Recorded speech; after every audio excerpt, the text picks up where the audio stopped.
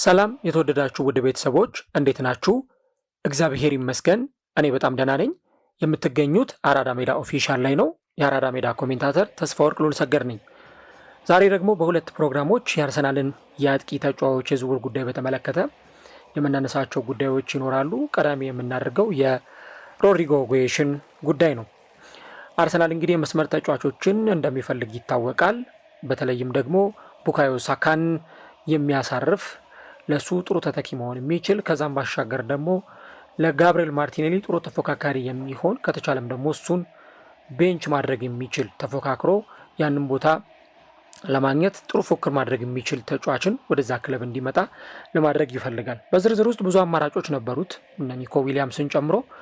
ነገር ግን አሁን ደግሞ የሮድሪጎ ጎዬሽን ጉዳይ በተመለከተ በርካታ መረጃዎች እየወጡ ይገኛሉ።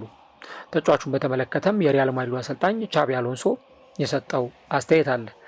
ዞሮ ዞሮ ግን በተለይም አሁን እንደሚወጡ ዘገባዎች ከሆነ በተለይም ይህ ተጫዋች ከክለቡ ለመልቀቅና ሌሎች ክለቦችን ለመቀላቀል ፈቃደኛ መሆኑ ወይም አረንጓዴ መብራት ማሳየቱ ትላንትና ሲወጡ የነበሩ ዘገባዎች ያሳያሉ። እንግዲህ አርሰናል በተለይም ሮድሪጎ ጎዬሽን ለማስፈረም የረጅም ጊዜ ፈላጊው እንደሆነ ሲነገር ቆይቷል። ታዲያ በዛው በስፓኒሽ የሚገኙ አውትሌቶች እንደሚዘግቡት ዘገባ ከሆነ ሮድሪጎ በተለይም ከዚህ በኋላ በሪያል ማድሪድ የማልነካ ተጫዋች ነኝ ብሎ እንደማያስብና ምናልባትም ደግሞ ሪያል ማድሪድ ከሱ ዝውውር የሚፈልገው ገንዘብ 76.8 ሚሊዮን ፓውንድ ኦልሞስት 77 ሚሊዮን ፓውንድ አሊያም ደግሞ 90 ሚሊዮን ዩሮ የሚከፍል ክለብ ከመጣ ከዛ ክለብ ለመልቀቅ ፈቃደኛ ነው የሚሉ ዘገባዎች እየወጡ ይገኛሉ። እንግዲህ ይህ ተጫዋች በተለይም ደግሞ በተለያዩ ዘጋቢዎች እንደሚዘገበው ከሆነ ራሱ ዘፉትቦል ትራንስፈርስ እንዲሁ ደግሞ ዘሚረርን ጨምሮ በተለይም በአርሰናልና በሪያል ማድሪድ በኩል ፖዘቲቭ የሆኑ ንግግሮች እንዳሉ ሁለቱ ክለቦችን በተመለከተ ምናልባትም በቀጣይ ደግሞ ልንሰማቸው የምንችላቸው መረጃዎች እንዳሉም እነዚህ ዘገባዎች ይጠቁማሉ።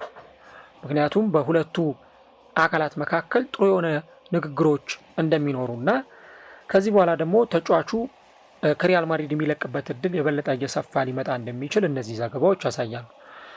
የመድፈኞቹ አዲሱ ስፖርቲንግ ዳይሬክተር አንድሪያ ቤርታ ወደ ክለቡ ከመጣ በኋላ በተለይም ደግሞ አንድ የሚያምንበት ነገር የሮድሪጎ ጎዬሽን ጉዳይ በተመለከተ ተጫዋቹ በተለይም ኬሊያን ኤምባፔ ወደዛ ክለብ ከመጣ በኋላ እና እንዲሁ ደግሞ አሁን ቻቢ አሎንሶ ወደዚህ ቡድን ከመጣ በኋላ ያለኝ ሚና ቀንሷል ወይም ደግሞ በፊት ከነበረው አይነት የቀነሰ ነው ብሎ ያምናል። ስፔሻሊ ኬሊያን ኤምባፔ ወደዛ ክለብ ከቀና በኋላ እሱ ራሱ ተጫዋቹ እንደሚያምነው በኬሊያን ኤምባፔ እና በጁድ ቤሊንግሃም ጥላ ስር መውደቁንና እነዚህ ተጫዋቾች ጎልተው ስለሚታዩ የዚህ ተጫዋች ሚና ደግሞ እየቀነሰ እንደመጣና ኢቭን ጎልቶ መታየት ባለበት ልክ ጎልቶ እንዳልታየ ተጫዋቹ ያምናል። እውነትም ልብ ብላችሁ ካሰባችሁ ሮድሪጎ ጎዬሽ ሪያል ማድሪድን ከተቀላቀለ ጊዜ ጀምሮ የነበረውን አይነት እይታ ኤምባፔ ከመጣ በኋላ ግን በዛ ክለብ ውስጥ የለ። ምክንያቱም ያን ጊዜ የፊት መስመር ተጫዋቾችን ብትመለከቱ ካሪም ቤንዜማ፣ ሮድሪጎ ጎዬሽ ከዛ ደግሞ ቪኒሺየስ ጁኒዮር እነዚህ ተጫዋቾች ነበሩ በፊት መስመር ላይ ተሰልፈው ሲጫወቱ የምንመለከታቸው የነበሩ ተጫዋቾች። ታዲያ ኋላ ላይም ኢቨን ራሱ ቤንዜማም በነበረበትም ጊዜም ቢሆን ቤንዜማም ለቆም ከወጣም በኋላ የነዚህ ተጫዋቾች በተለይ የቪኒሺየስ እና የሮድሪጎ ጎዬሽ በክለብ ውስጥ ያላቸው ሚና በጣም ከፍተኛ ነበር። በኋላ ግን ሪያል ማድሪድ ትራንስፎርማቲቭ የሚባሉ ትልልቅ ዝውውሮችን ደግሞ ሲያደርግ ተመልክተናል። ጁድ ቤሊንግሃምን አመጣ። ቤሊንግሃም ራሱን የቻለ ክብደት ነው። ከስፔን አልፎ በእንግሊዝ ሚዲያዎችም ጭምር በጣም ከፍተኛ ቦታ የሚሰጠው ተጫዋች ነው። የእሱ የራሱ የተጫዋቹ ኢምፓክት አለ። ከዛ ደግሞ ኤምባፔ ወደዛ ቡድን አመራ ማለት ነው፣ ያውም የዓለም ዋንጫ አሸናፊ የሆነ ተጫዋች።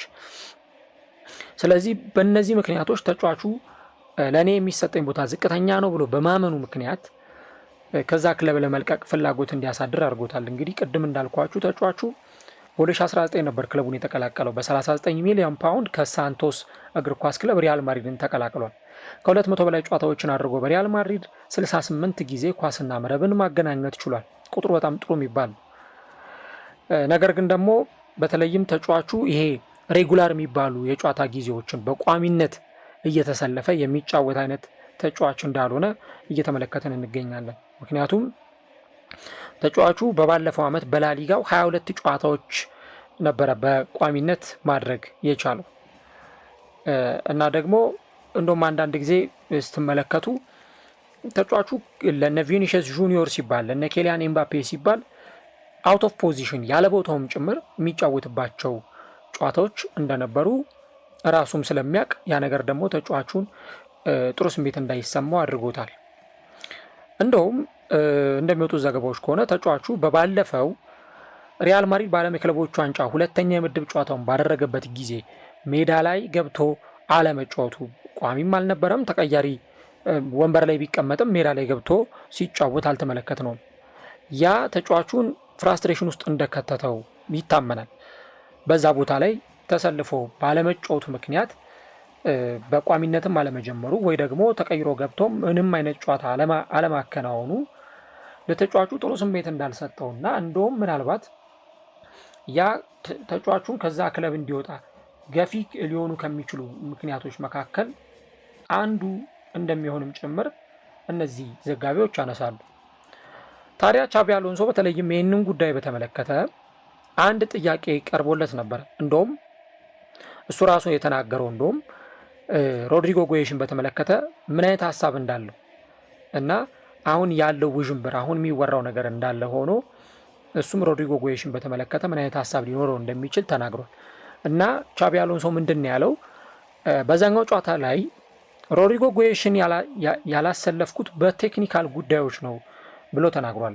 ይህ ማለት ተጫዋቹ ጉዳት ኖሮበት አይደለም ወይ ደግሞ ሜዳ ላይ በነበረው እንቅስቃሴ የሆነ አሰልጣኙ የተመለከተው ነገር እንዳለ ፍንጭ የሚሰጥ ጉዳይ ነው እና በቴክኒካል ጉዳዮች ነው ተጫዋቹን ያላሰለፍኩት ብሎ ተናግሯል። እንግዲህ እንደምታውቁት በተለይም ሪያል ማድሪድ ብዙ ጊዜ የ4-3-3 ወይም የ3-5-2 አሰላለፍን ይዞ ሜዳ ላይ ሊገባ ይችላል።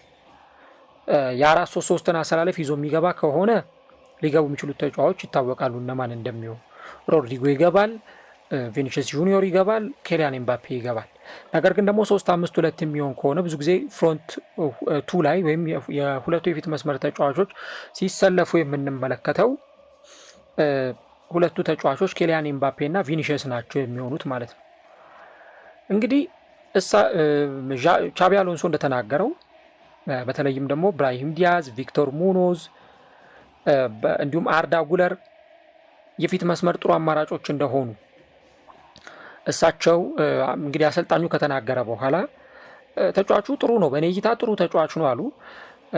ከዛ በኋላ ግን እንደ ቻቢ አሎንሶ እይታ ተጫዋቹ በዛ ዕለት ያልተሰለፈው በቴክኒካል ውሳኔ ነው ብሎ ነው የተናገረው። ከዛ ውጭ ግን ተጫዋቹ በዓለም የክለቦች ዋንጫ ላይ ለእኛ በጣም ጠቃሚ ተጫዋች ነው፣ እንደውም ሂዝ ስፔሻል ፕሌየር በጣም ጥሩና የተለየ ተጫዋች ነው ብሎ ከተናገረ በኋላ እሱ በክለባችን ውስጥ የተለየ አይነት ሚና ነው ያለው ብሎ አሰልጣኙ ተናግሯል። ይህንን ጉዳይ በተመለከተ እንግዲህ በባለፈው ጨዋታ ላይ ተጫዋቹ አለመሰለፉ ሊያስከፋው እንደሚችል ምንም የሚያጠያይቅ ጉዳይ አይደለም።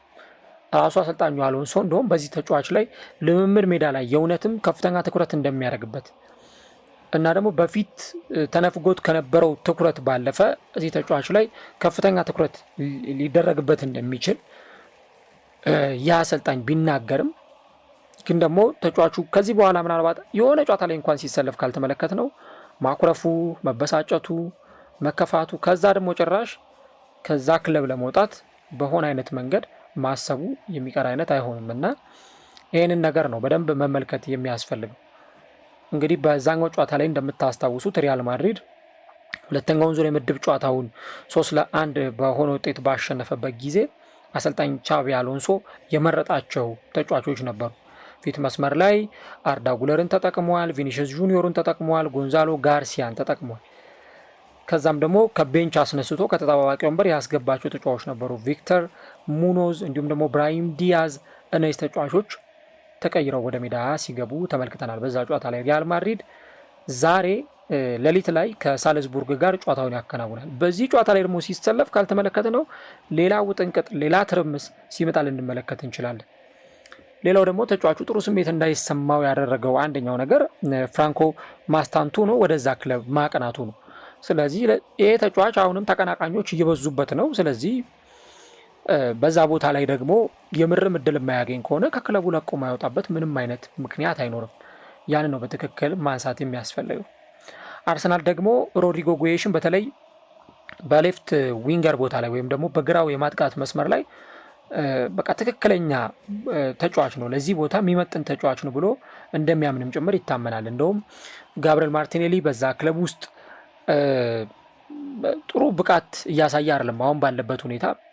ይሄ በተለይ 2022-23 የውድድር ዘመን ላይ ያሳየንን ከዛ በፊት በነበረው የውድድር ዘመን ያሳየንን ድንቅ ብቃት እያሳየ አይደለም የሚገኙ እና አርሰናል ደግሞ ሪል የዋንጫ የታይትል ኮንቴንደር ከሆነ ዋንጫ ማንሳት የሚያስብ ቡድን ከሆነ እዚህ ቦታ ላይ የምርም ተፎካካሪ የሆነ ነገር እንዲኖር ይጠበቃል።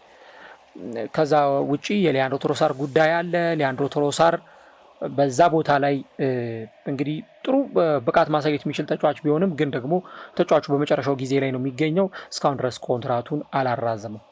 ስለዚህ ሮድሪጎ በተለይ በፊት መስመር ቦታ ላይ ጥሩ ሚና ይጫወታሉ ተብለው ከሚጠበቁ ተጫዋቾች መካከል አንዱ እንደሆነ የሚታመንበት ተጫዋች ነው እና እንደውም በዛው በአርሰናል ካምፕ ውስጥ እንደሚወጡት ዘገባዎች ከሆነ የሀገሩ ልጅ ጋብሪኤል ማጋሌሽ በተለይም ተጫዋቹን ፌኖሜነን ብሎ ይገልጿል ወይም ክስተት ብሎ ይገልጿል። እዛው ከብራዚል ፖድካስት በዛው በብራዚል በሚገኝ አንድ ፖድካስት ላይ ባደረገው ቆይታ እና እንደውም እሱ የሚናገረው እኔን የምጠይቁኝ ከሆነ አዎ እሱን በአርሰናል ማየት እፈልጋለሁ ብሎ ተናግሯል። በአንጻሩ ደግሞ የቀድሞ የማንቸስተር ሲቲ ተከላካይ ሚካ ሪቻርድስም ይህን ነገር በጣም አጉልቶ ሲናገርም ጭምር ትመለከታላችሁና ሮድሪጎ ወደ አርሰናል ቢመጣ በቃ ትክክለኛውን ስኬት ያገኛል ብሎ ሲናገር ትሰሙታላችሁ። እንግዲህ አርሰናል አሁን በዚህ ቦታ ላይ ተጫዋቹን ትክክለኛ ፈላጊ ይሁን እንጂ አርሰናል በብቸኝነት ይህንን ተጫዋች የሚፈልገው ክለብ ነው ብሎ መናገር አይቻልም። ምክንያቱም ማንቸስተር ሲቲ የተጫዋቹ ፈላጊ ነው። እንደውም ዘሚረር እንደሚናገረው እዛው ቦታ ላይ ነው የሚገኘው። አሁን ማንቸስተር ሲቲ እነ ጃክ ግሪሊሽን ማጣቱ የሚቀር ጉዳይ ስላልሆነ በዛ ቦታ ላይ ትክክለኛ ተጫዋቾችን ይፈልጋል። ቼልሲም ተጫዋቹን ይፈልገዋል፣ ቶተንሃምም ተጫዋቹን ደግሞ ይፈልገዋል። አርሰናል በእርግጥ አንድ ጥሩ ነገሩ በተለይም ከዚህ ቀደም ኤዱ ጋስፐር የክለቡ ስፖርቲንግ ዳይሬክተር በነበረ ጊዜ በጣም የሚገራርሙ ተጫዋቾችን ከብራዚል ሲያመጣ ነበር እና እንደውም አርሰናል የሆነ ሰዓት የብራዚል ስብስብ እስኪመስለን ድረስ በጣም የሚገራርሙ ተጫዋቾችን ከብራዚል ሲመጡ እንደነበረ ተመልክተናል። ብራዚላውያን የሆኑ ተጫዋቾች ለምሳሌ ዳቪድ ሉዊዝ ወደ አርሰናል ሲመጣ ተመልክተናል። ብራዚላዊ የሆነ ተጫዋች ነው። ከዛም በኋላ በነበሩት ጊዜያት እነ ጋብሪኤል ማጋሌሽ፣ ጋብሪኤል ማርቲኔሊ፣ ጋብሪኤል ሄሱስ ከዛ ውጪ ደግሞ ማርኪኒዮስ የመሳሰሉ ተጫዋቾች ወደ አርሰናል ሲመጡ ተመልክተናል። ይሄ ደግሞ የሆነበት ትልቁ ምክንያት በተለይም አርሰናል ከብራዚላውያን ጋር ባለው ኮኔክሽን እና ራሱ ደግሞ ብራዚላዊው መልማይ ብራዚላዊው ስካውት ፓውሎ ዣቪየር ከአርሰናል ጋር ጥሩ ግንኙነት እንዳለው ይነገራል። ፓውሎ ዣቪየር ደግሞ ከሮድሪጎ አባትና ከሮድሪጎ ወኪል ኤሪክ ጉዬሽ ጋር ጥሩ ግንኙነት እንዳላቸው ይታመናል። ስለዚህ ይህንን እድል ደግሞ አርሰናል ተጠቅሞ ይህንን ተጫዋች ወደዛ ክለብ እንዲመጣ የሚያደርግበት እድል የበለጠ ሰፊ ሊሆን እንደሚችል ይታመናል። እንግዲህ አርሰናል አሁን የፊት መስመር ተጫዋቾችን ለማምጣት ከፍተኛ ጥረት እያደረገ ነው የሚገኘው። ግን ደግሞ በተለይ ይሄ ትክክለኛ የዋንጫ ቲም ለመስራት ትክክለኛ የዋንጫ ተፎካካሪ ቡድን ለመስራትና በእርግጥ አርሰናል በባለፉት ዓመታት የዋንጫ ተፎካካሪ ነበር። አሁን የሚፈለገው አርሰናል ዋንጫ የሚያነሳ ቲም እንዲሆን ነው። ለዛ ደግሞ በጣም ወሳኝ የሚባሉ ዝውውሮችን ማድረግ ያስፈልጋል። በተለይ ክለቦች ለዋንጫ ለመፎካከር ብቻ አይደለም ዋንጫ ለማንሳትም ጭምር የሚያስቡ ከሆነ ጀገን ብለው ለዋንጫ ማሸነፍ የሚረዷቸውን ተጫዋቾች ማስፈረም ይጠበቅባቸዋል። ለምሳሌ ያለፉትን ዓመታት ብትመለከቱ ማንቸስተር ሲቲ ይህን ሁሉ ዋንጫ ሲያነሳ ያለምንም አይነት ምክንያት አልነበረም። ትልልቅ የሚባሉ ዝውውሮችን ሲያደርግ ተመልክተናል። ለምሳሌ ኤርሊንግ ሃላንድን አምጥቷል። ከ30 በላይ ግቦችን በአንድ የፕሪሚየር ሊግ ውድድር ዓመት ማስቆጠር የሚችል ተጫዋች ነው። ልክ እንደዚህ ያሉ ተጫዋቾችን ደግሞ ወደዛ ክለብ በማምጣት ክለቡ ዋንጫ እንዲያሸንፍ የሚያደርጉ ስኬቶችን ለማምጣት ክለቡ ጥረት ሲያደርግ የነበረባቸውን ሂደቶች ተመልክተናል። ከዛ ውጪ ሊቨርፑል በኤርገን ክሎፕ ስር ዋንጫ ባሸነፈባቸው ጊዜያት እነ ሴዲዮ ማኔን ከሳውዛምፕተን፣ ሞሳላን ከሮማ፣ እነ ሮበርቶ ፌርሚኒዮን አይነት ተጫዋቾችን ወደ ክለቡ ሲያመጣ ነበር። ስለዚህ ተለቅ ያሉ ዝውውሮችን ኢምፓክታቸው በጣም ከፍተኛ የሆኑ ተጫዋቾችን ወደ ክለቡ ማምጣት በጣም አስፈላጊ ነገር ነው። እንግዲህ አርሰናል አሁን የሮድሪጎ በእርግጥ ቀጣይ ውሳኔው ይጠበቃል። ከሪያል ማድሪድ ልልቀቅ አልልቀቅ የሚለውን ቁርጥ ያለውን ነገር መወሰን ይኖርበታል። ያንን ነገር ደግሞ ለማወቅ የዓለም የክለቦች ዋንጫ መጠናቀቅ አለበት፣ ወይም ሪያል ማድሪድ እስከሚጓዝበት ደረጃ ድረስ ተጉዞ ልክ የሪያል ማድሪድ ጉዞ ሲያበቃ የዛኔ ተጫዋቹ ውሳኔውን ይወስናል። በሪያል ማድሪድ እቆያለሁ ወይስ አልቆይም የሚለው። እንግዲህ ተጫዋቾች ሁልጊዜም የሚወስኑት ውሳኔ ኬሪራቸውን ወይ የሚያቃና ነው ወይ ኬሪራቸውን የሚበጠብጥ። ለምሳሌ አንድ ማሳያ መመልከት በቂ ነው። የኔይማርን ኔይማር በሳንቶስ ድንቅ ተጫዋች ነበር። ከዛ ወደ ብራዚል ወደ ባርሰሎና መጣ። እንደውም 2014 የዓለም ዋንጫ ላይ ያለሱ ብራዚል ምን ልትመስል እንደምትችል ያ የግማሽ ፍጻሜ ጨዋታ በቂ ማሳያ ነው። 7-1 በጀርመን የተደበደቡበት ጨዋታ ማለት ነው። እና ያለ ኔይማር ይቺ ሀገር ምን ልትመስል እንደምትችል ፍንጭ ያሳየበት ጨዋታ ነበር። ከዛ ብዙዎች ብዙ ነገር አሉ። በቃ ኔይማር በሜሲ ጥላ ስር ነው፣ ሜሲ ብቻ ነው አሁን ጎልቶ የሚታየው፣ ከዛ ክለብ መውጣት አለበት የሚሉ አይነት ሀሳቦች ሲነሱ ቆዩ። በኋላ ተጫዋቹ ሪከርድ በሆነ ምናልባት እስካሁን ባልተሰበረ የዝውውር ዋጋ ወደ ፒኤስጂ ያቀና። ወደ ፒኤስጂ ከሄደ በኋላ ግን ተጫዋቹ ምንም የሰራው የተለየ የሚባል ነገር አልነበረም። እንደውም እዛው ባርሰሎና ውስጥ ቢቆዩ ኖሮ የሜሲ ተተኪ መሆን ይችል ነበር፣ በባርሰሎና ሌጀንድ መሆን ይችል ነበር፣ በዓለም እግር ኳስም ጭምር በጣም ብዙ ታሪኮችን መስራት ይችል ነበር። ግን ያ የወሰነው ውሳኔ ተጫዋቹን ጎድቶት ተመልክተናል። ያንን ክለብ ለቆ ወደ ባርሰሎና ማቅናቱ ለተጫዋቹ ጥሩ የሚባል ውሳኔ አልነበረም። ሌሎች ጉዳዮችንም ደግሞ ስንመለከት አንዳንድ ተጫዋቾች ደግሞ የሆኑ ውሳኔዎችን ወስነው ወይም ደግሞ ከሆነ ጥላ ስር ወጥተው ጥሩ ውሳኔ ወስነው የተሳካላቸውና በጣም አሪፍ ጊዜን ደግሞ በክለቦቻቸው ሲያሳልፉ የነበሩ እና ራሳቸውንም ደግሞ ጭምር አጉልተው ማሳየት የቻሉ ተጫዋቾችም ጭምር አሉ። እና አንዳንድ ጊዜ ያው ሰዎች የውሳኔዎቻቸው ውጤት ናቸው። ጥሩ ውሳኔ ይወሰናል፣ መጥፎም ውሳኔ ይወሰናል። ግን ምንጊዜም ደግሞ መንገዱ ቀጥተኛ ነው ተብሎ ነው የሚታመነው። በቃ ወደዚህ ክለብ ለማምራት ወይ ወደዚህ ክለብ ለመምጣት የሆነ አይነት ውሳኔ ይወሰናል ተብሎ ይታመናል። ከዛ ግን ደግሞ ራሱ ተጫዋቹ የሚወስነው ውሳኔ ነው የሚጠበቀውና በአንጻሩ ደግሞ ስትመለከቱ ራሱ አሌክሲስ ሳንቼዝ ከአርሰናል ወጥቶ ወደ ዩናይትድ ካመራ በኋላ ገና በመጀመሪያው ቀን ትሬኒንግ ነው ወደ አርሰናል መልሱኝ ሲል የተደመጠው። ያ እንግዲህ የሚያሳየን በቃ ውሳኔ ሁሉ ትክክል ነው ማለት አይደለም። ግን ሮድሪጎ ጉዬሽ ደግሞ ቀጣይ ጊዜውን ያስባል። ገና ወጣት ነው። ከዚህ በኋላ በእግር ኳስ 7-8 ዓመት እስከ 10 ዓመት የሚኖረው ተጫዋች ነው። ባለንዶር ማሸነፍ ይፈልጋል። ስለዚህ እነዚህ ነገሮች ከግምት ውስጥ ስንከት ይህ ተጫዋች ከዚህ ክለብ ለቆ ለመውጣት ቢፈልግ ብዙ ላንገረም እንችላለን። ይህን ነው በትክክል ማንሳት የሚያስፈልገው። ከዛ በተጨማሪ ግን በተለይ ደግሞ እሱ የአርሰናልን ፕሮጀክት የሚቀላቀል ከሆነ ምናልባት ሊሳካለት እንደሚችል መናገር ይቻላል። አሁን እሱ ወደ የትኛው ክለብ ቢያቀና ነው የሚሳካለት የሚለው ጊዜው ሲደርስ የምናወራበት ይሆናል። ወደ ማንቸስተር ሲቲ ብሄር ነው፣ ወደ ቼልሲ ብሄር ነው የተሻለ ነገር ሊያሳይ የሚችለው የሚለውን እሱን ጊዜው ሲደርስ እንነጋገርበታለን። ግን ከዛ ውጭ ደግሞ አንድ መጨረሻ ላይ መናገር የምፈልገው ነገር ተጫዋቹ ከሪያል ማድሪድ ለመልቀቅ ከወሰነ በኋላ አንድ የሚጠበቀው ጉዳይ ተጫዋቹ የሚከፈለው ደሞዝ እና ሪያል ማድሪድ የሚጠይቀው ገንዘብ ነው። እንግዲህ እስካሁን እንደሚወጡት መረጃዎች 78 ሚሊዮን ፓውንድ አሊያም 90 ሚሊዮን ዩሮ ሪያል ማድሪድ ለተጫዋቹ ይፈልጋል ይባላል። ግን እስካሁን የስፔን አውትሌቶች እንደሚዘግቡት ነው እንጂ ሪያል ማድሪድ ቁርጥ ባለ መንገድ ይህን ያክል ገንዘብ ነው የምፈልገው ብሎ አላለም፣ ወይም ደግሞ ፕራይስ ታግ አልለጠፈም። ግን ደግሞ የትኛውም ክለብ እሱን ለመግዛት ቢደራደር ሊያቀርብ የሚችለው ገንዘብ ይጠበቃል። ግን ሪያል ማድሪድ በትንሽ ዋጋ ይህንን ተጫዋች አይሸጠውም፣ ምክንያቱም ከተጫዋቹ ከፍተኛ ትርፍና ገቢ ማግኘት ስለሚፈልግ እና በትክክል ይህንን ነው ማንሳት የሚያስፈልገው። አርሰናል ታዲያ ይህንን ገንዘብ ካዝናውን ሰብሮ ያወጣሉ? እኔ በበኩሌ ጥያቄ አለኝ። ተጫዋቹን ይፈልገዋል፣ አዎ። ግን ያንን ገንዘብ ደግሞ ደፍሮ ሪያል ማድሪድ ውስጥ ጠረጴዛ ላይ ያስቀምጣል በሚለው ላይ ጥያቄ አለኝ። ከዛ ደግሞ ተጫዋቹ የሚከፈለው ደግሞ ራሱ በጣም ከፍተኛ መሆኑ በአርሰናል በኩል ምናልባት ጥርጣሬ ውስጥ እንድትገቡ የሚያደርጋችሁ ነገር ነው። ያንን በደንብ መክፈል የሚችሉ ክለቦች አሉ። ቼልሲ መክፈል ይችላል፣ ማንቸስተር ሲቲ መክፈል ይችላል። የተጫዋቹን ደሞዝ ከፍ አድርጎ ለሪያል ማድሪድ የሚከፈለውን ገንዘብ ጨምሮ መክፈል የሚችሉበት አቅም ላይ ነው የሚገኙ።